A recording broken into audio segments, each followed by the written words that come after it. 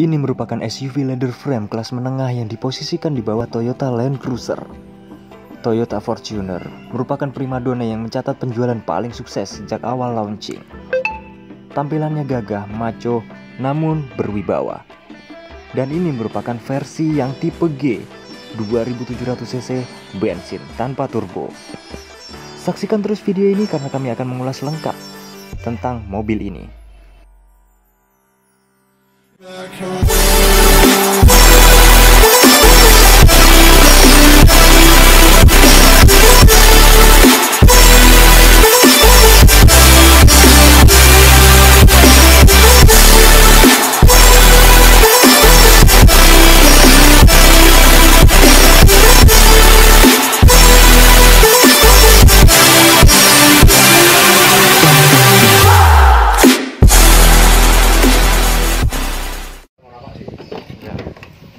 Silakan bos, ini pemilik mobilnya nih. Mas order tutup kan.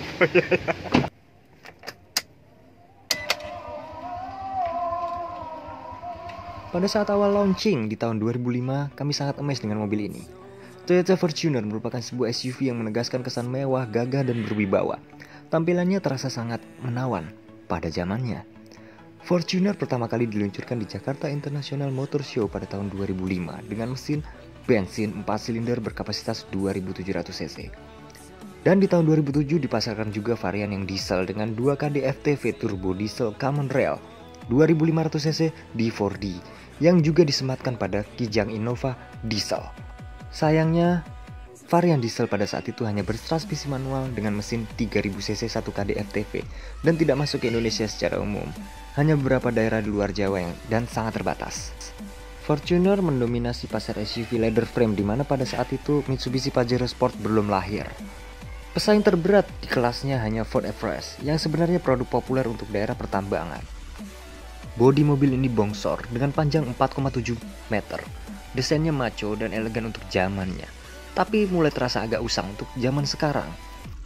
Khususnya untuk versi yang pre-facelift. Untuk bagian belakangnya, perbedaan utama terletak pada lampu belakangnya, kalian bisa nilai sendiri. Tidak mengherankan Toyota Fortuner mengusung desain eksterior yang besar dan berotot, memberi kesan maco namun berwibawa, meskipun interiornya sama dengan Toyota Innova yang tipe V cenderung membosankan. Selain tampilannya gagah, Fortuner dibekali dengan ground clearance yang tinggi.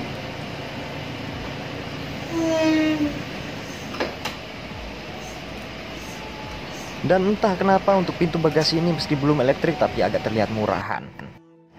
Toyota Innova dibuat untuk memenuhi market orang-orang yang sudah bosan pakai Innova. Dan Innova dibuat untuk orang-orang yang bosan pakai Avanza. Setiap lini memiliki segmen-segmennya tersendiri dan itulah brand di Indonesia. Saat kami melakukan pengetesan, sebagai SUV leather frame gambut, Toyota Fortuner generasi pertama ini memiliki karakter pengemudian yang kurang baik menurut saya. Body roll sangat terasa ketika melaju pada kecepatan tinggi maupun ketika bermanuver. Namun masih lebih baik jika dibanding dengan Isuzu Panther. Soal kenyamanan juga dirasa masih kurang. Suspensinya cenderung keras dan masih kalah nyaman dibanding Toyota Innova. Tapi penilaian orang berbeda-beda. Semuanya tergantung selera orang masing-masing. Ada yang suka dan ada yang tidak suka sekali. Masuk ke interiornya, yang merupakan bagian paling saya tidak sukai. Kenapa? Karena desainnya nyaris sama persis dengan Toyota Innova yang tipe V. Warna interior beige cukup membosankan, namun memberikan kesan lega untuk ruang kabinnya, meski agak sempit. Menurut saya agak kurang mewah untuk mobil sekelas ini, semahal ini pada zamannya. Aksen-aksen kayu pada mobil ini terkesan ingin mobil ini terlihat mewah. Namun menurut saya biasa saja. Pada bagian setir cukup besar dan tersedia beberapa audio steering switch control untuk pengontrolan audio dan trim. AC-nya digital climate control dan sudah auto. Ini menarik. Head unitnya juga asli dari bawaan pabriknya. Ini jarang ada pada mobil sekelasnya karena cukup menarik untuk pengoperasiannya. Layarnya cukup besar namun belum bisa koneksi Bluetooth. Hanya bisa DVD, aux, dan radio. Audio seperti ini cukup mahal kalau kalian beli di pasaran. Tapi audio seperti ini cukup langka dan cukup menarik menurut saya.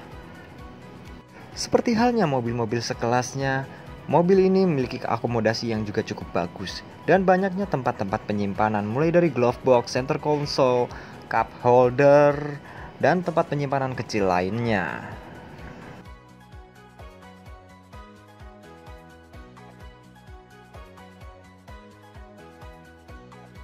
Transmisi yang dipakai ialah 4 percepatan otomatis. Ada yang versi manual dan ada yang versi 4x4. Namun jarang. Kalau ada pasti mahal harganya. Mengenai posisi duduk, ini cocok dengan badan saya. Visibilitas cukup tinggi, apalagi setirnya bisa diatur tilt steering meski belum telescopic steering. Joknya juga bisa diatur ketinggiannya meski dengan cara manual. Visibilitas ke depan cukup bagus. Dan joknya ini empuk sekali, asli kulit. Tidak seperti Innova tapi pas lah. Cukup ergonomis. Beralih ke bagian belakangnya, row kedua cukup punya legroom dan headroom. Ada gundukan di situ karena dia memang rear wheel drive, bukan front wheel drive. Duduk di sini cukup nyaman. Legroom lega, tersedia armrest untuk penyangga tangan kita. Dan cukup lega di sini. Headroom juga cukup memadai. AC double blowernya cukup dingin. Joknya ini tidak seempuk Innova tapi pas lah. Kulit asli. Entah kenapa headrest ini agak kasar. Mungkin karena termakan usia. Sliding jok ini juga cukup berat. Entah bisa sliding atau tidak, saya agak kurang paham. Tapi duduk di sini cukup nyaman lah, meski agak sempit menurut saya. Oke, kita tutup saja dan kita beralih ke bagian yang paling penting dari mobil ini, ialah mesinnya. Berhubung yang bensin, ini adalah mesin 2700cc 2TRFE VVTi DOHC. Dengan konfigurasi 4 inline cylinder 16 valve 2700cc. Tenaga maksimalnya 158 PS pada putaran mesin 5500 rpm. Torsinya lumayan, 241 Nm di putaran 3800 rpm. Ada modul ABS di situ. Torsinya cukup mengangkat, namun pada putaran atas.